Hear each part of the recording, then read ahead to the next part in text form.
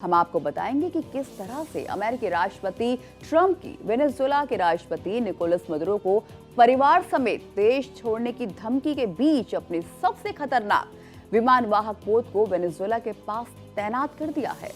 कहीं ऐसा तो नहीं कि अगर राष्ट्रपति मदुरो ट्रंप की बातों को नहीं मानते हैं तो उनकी बर्बादी का पूरा प्लान तैयार कर दिया गया है। हम आपको टॉप एंगल में यह भी बताएंगे कि आखिर कितनी नशे की खेप वेनेजुएला से भेजी जा रही थी।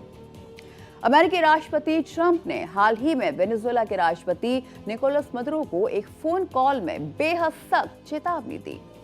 ट्रंप ने मदुरो से कहा, तुम खुद को और अपने करीबी लोगों को बचा सकते हो, लेकिन इसके लिए अभी देश छोड़ना होगा।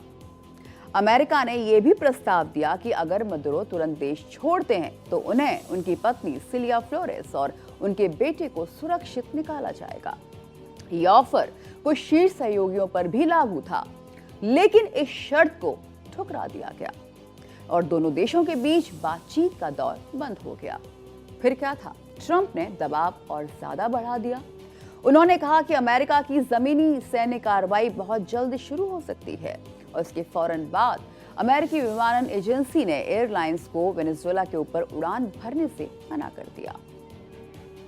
इस प्रतिबंध के बाद किसी भी अंतर्राष्ट्रीय उड़ान ने वेनेजुएला के ऊपर से उड़ान नहीं भरी। एयरलाइनों को अरूबा और कुराकाओ पहुंचने के लिए लंबा मार्ग लेना पड़ा, जबकि कई एयरलाइंस ने वेनेजुएला की सेवाएं रोक दी।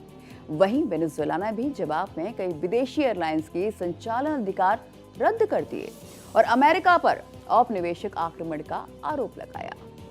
सवाल उठता है कि ट्रंप वेनेजुएला पर इतनी सख्ती क्यों कर रहे हैं?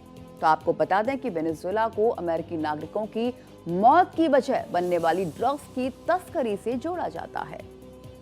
अमेरिकी अनुमान के मुताबिक साल 2021 में वेनेजुएला से 250 मीट्रिक टन, साल 22 में 240 मीट्रिक टन, 2023 में 230 मीट्रिक टन और 2024 में 200 मीट्रिक टन ड्रग्स की सप्लाई अमेरिका को की गई।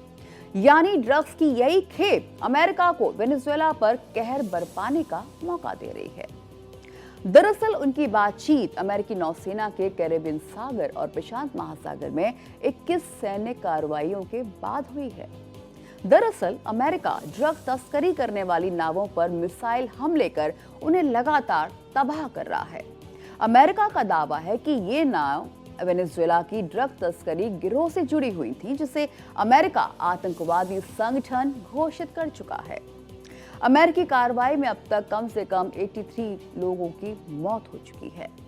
ट्रंप ने बार बार धमकी दी कि जरूरत पड़ी तो अमेरिकी फौज वेनेजुएला की जमीन पर भी उतर सकती है। मदुरो और उनके साथी इन सारे आरोपों को सिरे से खारिज करते हैं और अमेरिका पर इल्जाम लगाते हैं कि वो वेनेजुएला के तेल और प्राकृतिक संसाधनों को हड़पने के लिए उन्हें पद से हटाना चाहते हैं। ट्रंप प्रशासन पिछले कुछ समय से मदुरो सरकार पर दबाव बढ़ाने के विकल्पों पर विचार करता दिखाई दिया है। ट्रंप प्रशासन को लगता है कि वेनेजुएला के ड्रग्स कारोबारी मौत का खेल खेल रहे हैं। हालांकि मदुरो इन आरोपों से साफ इनकार करते दिखे और राजनीतिक साजिश वो इसे बताते हैं। अमेरिका ने नशीले पदार्थों की तस्करी और ड्रग नेटवर्क के आरोप में वेनेजुएला पर सख्त घेराबंदी कर दी है। इस कदम को कई जानकार वेनेजुएला के राष्ट्रपति निकोलस मदुरो के खिलाफ संभावित तख्तापलट की तैयारी के रूप में भी देख रहे हैं। अमेरिकी प्रशासन का दावा है कि मदुरो की भूमिका अमेरिकी ड्रग्स नेटवर्क के संचालन में अहम है और उन्हीं नशीली दवाओं की वजह से अमेरिका में हर साल हजारों लोग अपनी जान गंवाते हैं। और यही वजह है कि अमेरिका ने मदुरो पर $50 मिलियन का इनाम रखा हुआ है। अमेरिकी प्रशासन का आरोप है कि मदुरो ड्रग्स तस्करी और आतंकवाद से जुड़े नेटवर्क का संचालन कर रहे हैं। अमेरिका ने भी यूएस गेराल्ड नामक अपने सबसे खतरनाक विमान वाहक पोत को वेनेजुएला के पास तैनात कर दिया और यही नहीं, वेनेजुएला के कई नशे के ठिकानों को बर्बाद तक कर दिया। और अब ताजा कार्रवाई से लगता है कि कहीं अमेरिका मदुरो पर सैन्य कार्रवाई तो नहीं करेगा, तो वहीं मदुरो भी देश के अंदर संभावित तख्तापलट के खतरे से सावधान है। अमेरिकी मरीन कॉर्प्स का AV-8B Harrier 2 fighter jet Venezuela के पास कैरेबियन सागर में एक्टिव हो गया है। ये लाइव फायर एक्सरसाइज किया। प्यूर्टो रिको की रूजवेल्ट रोड्स एयरबेस पर अमेरिका ने अपनी सैन्य मौजूदगी बढ़ाई है, जो वेनेजुएला पर संभावित हमले की तैयारी का संकेत दे रही है। 29 नवंबर को एक हैरियर जेट रनवे से फिसल गया, लेकिन अमेरिका ने इसे ट्रेनिंग बताया। वेनेजुएला के राष्ट्रपति मादुरो ने अमेरिका के आरोपों को खारिज किया, लेकिन तनाव बढ़ गया है। ये जेट ड्रग तस्करी और संगठित अपराध के खिलाफ साउदर्न स्पेयर ऑपरेशन का हिस्सा है। अमेरिका का कहना है कि क्षेत्रीय स्थिरता के लिए जरूरी है, लेकिन वेनेजुएला इसे आक्रमण की धमकी मान रहा है।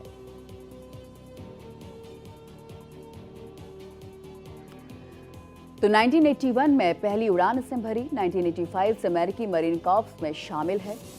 ये छोटे रनवे या जहाजों से उड़ान भर सकता है। इसका नाम जंप जेट पड़ा, क्योंकि ये हेलीकॉप्टर की तरह ऊपर नीचे हो सकता है। हैरियर 2 2025 तक 400 से ज्यादा बने, लेकिन अब F-35B से रिप्लेस हो रहा है। रिटायरमेंट 2027 तक प्लान्ड है, लेकिन अभी भी खतरनाक। ये जेट सिंगल इंजन वाला है, जो इसे हल्का और तेज बनाता है। अगर इसके फीचर की बात करें तो उसमें एक पायलट होता है। उसकी लंबाई 46 फीट 4 इंच, ऊंचाई 11 feet 7 inch, wing span 30 feet 4 inch, खाली वजन 5800 kg, max take off version short take off के लिए 14,000 किलो, वर्टिकल टेक ऑफ के लिए 8,600 kg।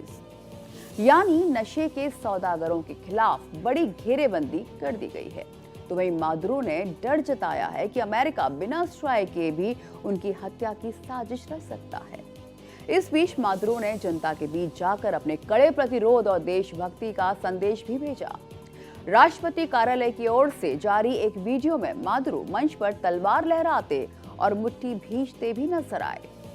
इन तस्वीरों को देखकर ऐसा प्रतीत होता है कि वे अमेरिका को ये साफ संदेश देना चाहते हैं कि वे किसी भी दबाव या धमकी के सामने झुकने वाले नहीं हैं।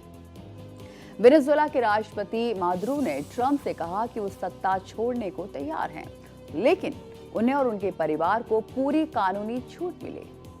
समाचार एजेंसी रॉयटर्स के मुताबिक मादुरो ने ट्रंप से 21 नवंबर को फोन पर बातचीत की थी।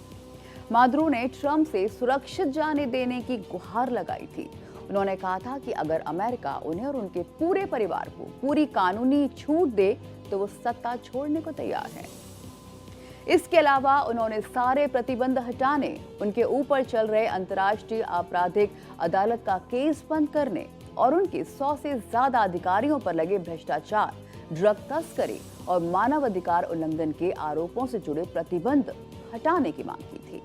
लेकिन ट्रंप कहां मानने वाले थे। उन्होंने निकोलस की सारी शर्तों को सिरे से खारिज करते हुए महज 1 हफ्ते का समय दिया कि वो अपने परिवार के साथ जहां चाहें चले जाएं।